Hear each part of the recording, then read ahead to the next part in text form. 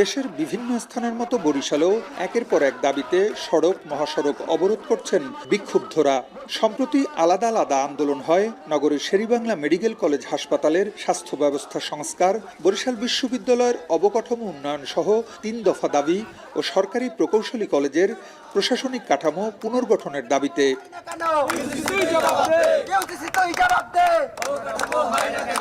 এছাড়া ফরিদপুরের ভাঙ্গায় সংসদীয় আসনের সীমানা পুনর্নির্ধারণের দাবিতে ঢাকা খুলনা ও ঢাকা বরিশাল মহাসড়ক অবরোধ করেন এলাকাবাসী। এতে ভোগান্তি হয় ২১ জেলার মানুষের।